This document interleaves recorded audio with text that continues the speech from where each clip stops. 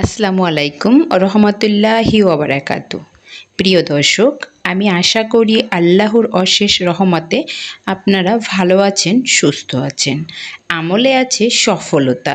এই চ্যানেলে পক্ষ থেকে আপনাকে স্বাগতম। আজ আলোচনার বিষয় হচ্ছে পবিত্র মুহররম মাসের বৃহস্পতিবার রোজা রেখে আসর নামাজের পরে এই ছোট্ট দোয়াটি যদি কেউ পড়েন, আল্লাহ রব্বুল আলামিন তার মনের নেক আশাগুলো পূরণ করবে, তাকে নেক সন্তান লাভের সুসংবাদ দেবে।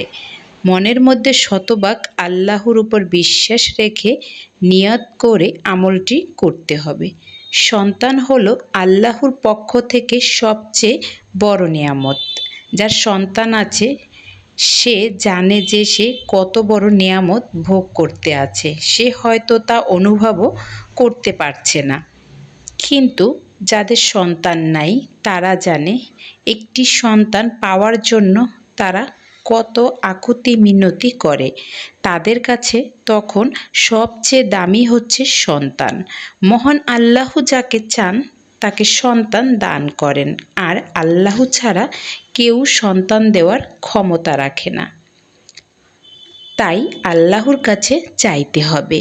আল্লাহ কুরআনে বলেন, আমি যাকে ইচ্ছে কন্যা সন্তান দিই, যাকে ইচ্ছে পুত্র সন্তান দান করি, যাকে ইচ্ছা উভয় দেই, যাকে ইচ্ছা কিছুই দেই না।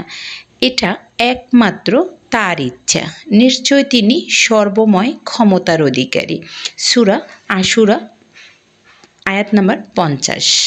আল্লাহর প্রিয় নবী ইব্রাহিম আলাইহিসসালাম আল্লাহর কাছে নেক ও সুস্থ সন্তানের জন্য দোয়া করেছিলেন। আল্লাহ তাআলা তাদের দোয়া কবুল করেন। আমরাও সেই দোয়াটি করব।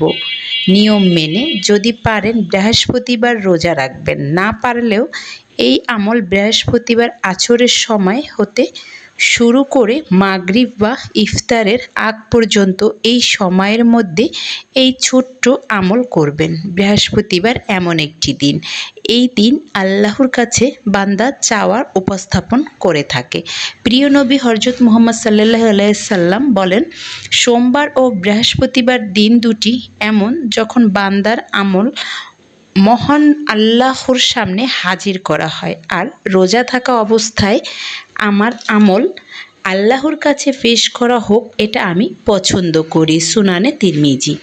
একটি হাদিস, যদি সময় ও সুযোগ থাকে সোমবার ও বৃহস্পতিবার আসরের পরে কয়েকবার দুরূদ ও ইস্তেগফার পড়ে নিবে, তারপর নেক সন্তান লাভের জন্য এই আমলটি করবে।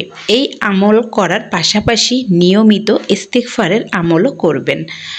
আল্লাহর নবী হযরত মুহাম্মদ সাল্লাল্লাহু আলাইহি সাল্লাম বলেছেন, যে ব্যক্তি আল্লাহর জন্য নিয়মিত ইস্তেগফার পড়বেন, আল্লাহ তাআলা তার সকল বিপদ আপদ দূর করে দিবেন, সব দুশ্চিন্তা মিটিয়ে দিবেন ও যা সে কোনো দিন কল্পনাও করে নাই সেখান থেকে রিজিকের ব্যবস্থা করে দিবেন।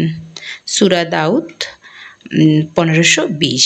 ইস্তেগফার একটি শক্তিশালী আমল, তাই আপনারা যখন সময় পাবেন মনে পড়বে সাথে সাথেই ইস্তেগফার পড়বেন।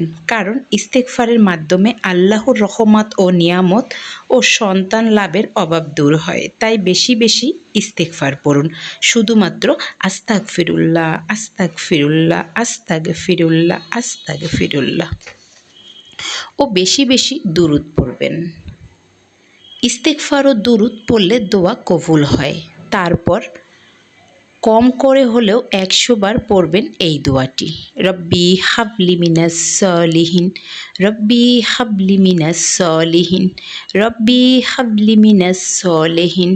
এভাবে যত বেশি পড়তে পারেন। বৃহস্পতিবার ও সোমবার দিনগুলোতে রোজা রেখে আসরের সময় থেকে মাগরিব পর্যন্ত বেশি বেশি দুরূদ ও ইস্তেগফার পরে এভাবে এই ছোট্ট দোয়াটি পড়ে আল্লাহর দরবারে হাত তুলে আপনার মনের যত কথা আছে তা আপনার রবের কাছে বলবেন।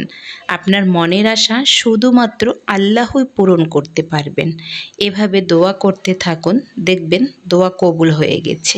আমার এই ভিডিও ভালো লাগলে একটি সাবস্ক্রাইব করে নতুন নতুন ভিডিও পেতে পাশে থাকুন। আসসালামু আলাইকুম।